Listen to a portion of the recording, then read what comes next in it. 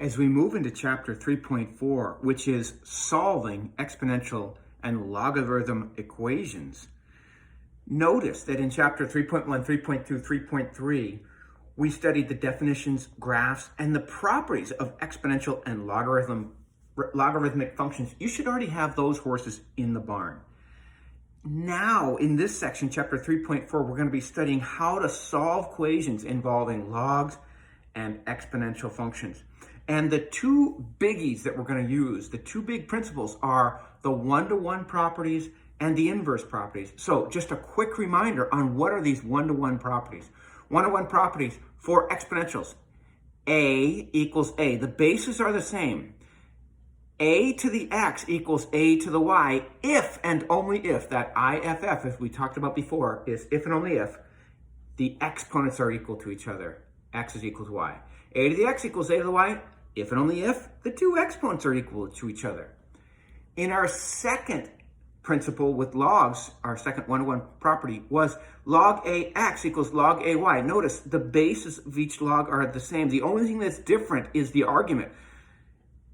This is true if and only if x is equal to y. So those one-to-one properties are going to be very important for us to solve exponential and logarithmic equations. The second set of properties that are going to be so important for us to solve exponential and logarithmic equations are the inverse properties.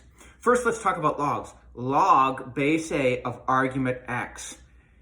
If we make this whole thing the exponent and we raise this and make A the base, notice what happens here. A log AX. Well, these undo each other and we're left simply with x.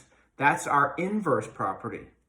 Similarly, let me move this down just a little bit. Similarly, if I have A to the x, notice this is an exponential here.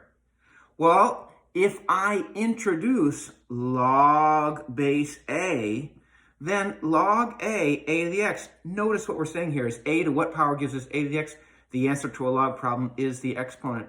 Or we can think of this as log AA as going away, going off to number heaven, and we're left only with x in both conditions.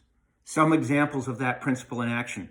Log 5, x minus 2. If I sort of make that the exponent, then I'll get x minus 2. Log 3, x squared. If I had somehow made that whole thing the exponent, I'll get x squared.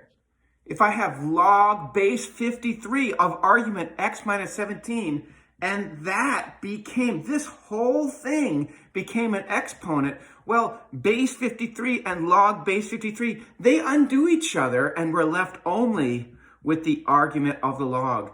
How about this one, natural log 3x? Well, I'm not going to do this, but you can think of this as log base E of 3x. So of course, if that was the exponent and these two match each other, then they undo each other and we're left only with 3x. And we're going to use this principle to solve equations. Similarly, I recognize now I have exponentials. How would I undo these? Well, use logs. If I introduced a log base 4, I'm really asking 4 to what power gives us 4 to the x? Of course that's x. Or you can think of this as undoing each other.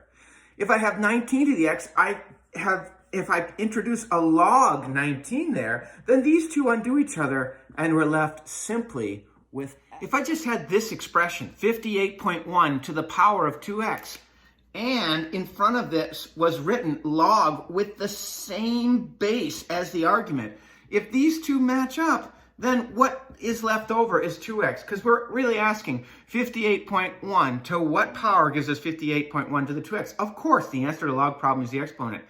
If I have this exponential, I could introduce we know we'd introduce log base E to give us simply x minus 4. If these two match up, they undo each other. Of course, it's not written like that. We wouldn't introduce that. It would be natural log. Now, I'm just doing this with expressions. Of course, if we had equations, we'd have to do the same thing to both sides of the equation.